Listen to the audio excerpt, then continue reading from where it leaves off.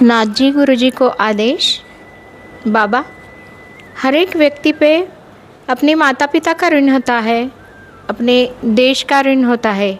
उसी तरह क्या गुरु का भी ऋण होता है? और अगर होता है तो इस ऋण से व्यक्ति ने मुक्त कैसे होना चाहिए? अपने गुरु के ऋण से किस तरह से मुक्त हो सकते हैं व्यक्ति? कृपया बताएं। जी। कर्ज मुक्ति, जैसे हम बैंक से कर्ज निकालते हैं, जी बाबा। गाड़ी लेते हैं, बंगला बनाते हैं, जो कुछ भी है, और फिर धीरे धीरे उसका कर्जा चुकाते रहते हैं। हाँ। और वो एक दिन बैंक से हमारी मुक्ति हो जाती है। जी कर्ज जी पूर्ण होने के जी बाद। जी। तो उसमें एक तुम्हारा सेटिस्फैक्शन है कि हमारी वस्तु भी होगी और बैंक से मुक्ति भी मिल गई। जी हाँ हाँ। ऐसा ये तुम्हारा है लौकिक जीवन, सांसारिक जीवन में ये होता है। जी। लेकिन स्पिरिचुअल लाइफ, आध्यात्मिक जीवन में, चाहे माता पिता हो चाहे गुरु हो, इनके ऋण से हम कभी भी मुक्त नहीं हो सकते। जी बाबा, मुक्त नहीं हो सकते, लेकिन अंशतः जिसे हम कहते हैं कि माता पिता के ऋण से हम मुक्त तो हो नहीं सकते, ये बात तो आपकी बहुत बराबर है। माता पिता को या गुरु जी को जी वाकई समर्पित हो गए, हाँ हाँ एक तो शरणागति होती है जी, क्योंकि उनको सहारा चाहिए, चाहे गुरु का हो चाहे माता पिता का हो। हाँ हाँ हाँ, उसमें वो शरणागत होके आगे का पालन यूँ त्यों करते हैं। हाँ हाँ लेकिन समय जब आता है जी तो तुम्हें भी समर्पण होना पड़ता है। जी बाबा। माता पिता हो, जैसे तुम कहोगे वैसे हम करेंगे, ये एक आज्ञा हिसाब से। हाँ हाँ लेकिन समर्पण क्या होता है? जो तुम करते हो, कहते हैं हमारे में, समर्पण का मतलब क्या है? जब तुम रोटी खाते हैं ना भोजन के टाइम, जी वो भी तुम्हारा घास है ये नहीं समझना चाहिए। वो निवाला भी वो भगवान का है, वो निवाला भी गुरु का है, वो निवाला भी माँ बाप ने कमा के हमको खिला रहे दिया है। ये भाव होनी चाहिए। तो उस निवाला जो है तब भी हमारा हजम होता है। वो भाव से ग्रहण करना चाहिए कि ये मेरा कुछ भी नहीं भाव है। जी लाना अलग बात है, आना चाहिए। जी जैसे प्रेम जो होता है, हाँ हाँ प्रेम करना नहीं पड़ता, प्रेम हो जाता है। जी बाबा। उसी प्रकार ये भाव भी है, प्रेम भी भाव से ही होता है। हाँ हाँ तो इस प्रकार का समर्पण भाव जो है जी उस भगवान के प्रति, या जैसे हम भगवान को प्रार्थना करते हैं या भगवान को कुछ मांगते भी है, हट भी करते हैं जी इष्ट के प्रति, हाँ। या हम गुरु से भी इस प्रकार का हट करते हैं, इस प्रकार से मांगते हैं। लेकिन उसमें तुम्हारा समर्पण भी तो होना चाहिए। जी बाबा। तो बिन हम कुछ ना दे फिर भी प्रकृति तुमको दे देती है। बराबर है। लेकिन समर्पण भाव कहीं भी नहीं।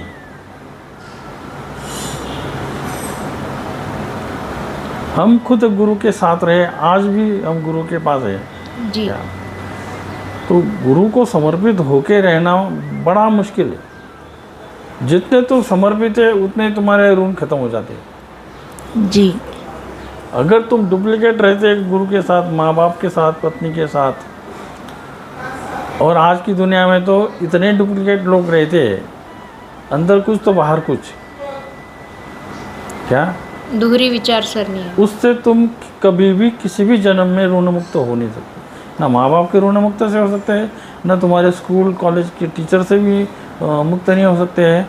जिन्होंने तुमने सीखा है, जिन्होंने से तुमने लिया है। जैसे हम बैंक से कर्जा लेते हैं, उसी प्रकार तुम माँ बाप से कुछ न कुछ लेते रहते हैं किसी न किसी रूप में जी, और गुरु से भी लेते रहते हैं। क्या हाँ हाँ तो उसका जो उसका ही ऋण बोलते हैं। जी बाबा। तो वो समर्पित होकर तुमने अगर कर दिया तो ऋण मुक्त हो जाते हैं तुम। बराबर, इस तरह से रहना चाहिए। तो इस प्रकार से ऋण मुक्त होना समर्पण होके ही हो सकता है। समर्पण भाव से रहे, हाँ, और स्वार्थ रहित होके, जितना हो सके स्वार्थ विरहित होके अपनी दिनचर्या रखे या गुरु के प्रति भाव रखे। भाव गुरु समर्पित तो छोड़ो, तुम जिस कर्म कर रहे हो ना, जो काम कर रहे हो, जी बाबा, चाहे नौकरी करते हो चाहे बिजनेस करते हो, उसमें भी तुम आसक्त होते हो। बिजनेस में भी वो देखते इसमें 2 पैसा फायदा होना चाहिए, सामने वाले से झूठ बोलते हैं जी, ठेके लेते हैं यूँ त्यों दुनिया भर का पैसा कमाने के लिए। वो कहाँ समर्पित बात थोड़ी है। बराबर है। ईमानदारी में काम करो, उस कर्म से भी तुम्हें मुक्ति मिल जाती है।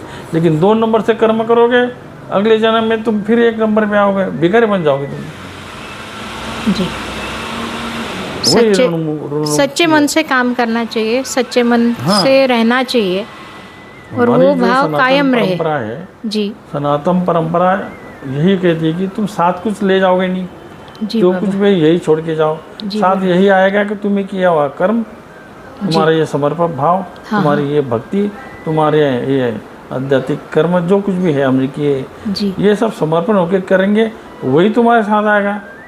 बाकी 2 नंबर से कमाना या उस प्रकार से किसी को ठगना या किसी को फंसाना, जो कुछ भी है, ये चीज़ें बाबा बहुत मन को सुख देती है। यानी जो आसानी से जो पैसा या 2 नंबर से आप जिसे कहते हैं, वो आसानी से अगर मिल जाता है तो वो चीज़ें सुख देती है, लेकिन वो अपने अगले जन्मों के सुख बारे में में मतलब उसमें संघर्ष नहीं है ना। जी संघर्ष न करते हुए अगर हम इस प्रकार से उपलब्धियाँ प्राप्त करेंगे जी, तो जीवन क्या हो, नकली जीवन है।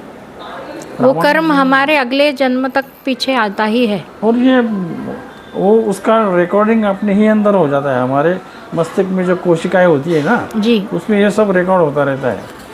और एक ना एक दिन जैसे बीज बोया है वैसे आगे पेड़ आता है, फैलाता है। जी उसी प्रकार हमने जैसे कर्म किए उसके फल हमें, अगर ये फल इस जन्म में नहीं पूरे होते, अगले जन्म में देने पड़ते हैं।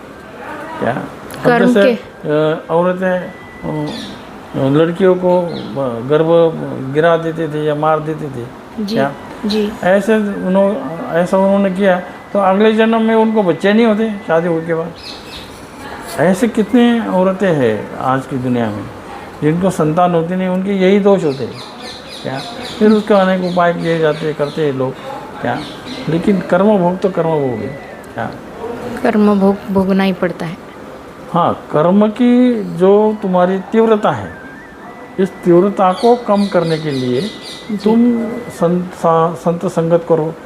क्या जी बाबा, गुरु की संगत करो, गुरु के साथ गुरु क्या जैसे आप गुरु कह रहे आदेश थे, का पालन करें। गुरु आदेश का पालन करे, गुरु साधना बताते वैसे करे। क्या जी तो इस प्रकार से तुम अपने कर्मों का ह्रास कर सकते हो। जो दूषित कर्म हमने किए, होता है हर किसी के जीवन में, छोटे बड़े प्रसंग आते हैं, कभी कभी तो दिमाग चलता नहीं, कर्म कर देते हैं तो वो दोषारोपण हो जाता है। उसी को तो माया बोला है। केवल बुरे कर्म की माया नहीं है, अच्छे कर्म की भी माया है, वो भी अटकाती है। क्या अच्छा जी, इसलिए इन सभी कर्मों से मुक्त होने के लिए गुरु को धारण करो, गुरु से मार्गदर्शन लो। क्या कर्म धर्म संयोग से ये सब हो जाता है, मिल जाता है। क्या जी बाबा, आदेश बाबा, आदेश। धन्यवाद बाबा। और गुरु गोरक्षनाथ जी महाराज की जय, बाबा आनंदनाथ जी महाराज की जय। आदेश बाबा, धन्यवाद।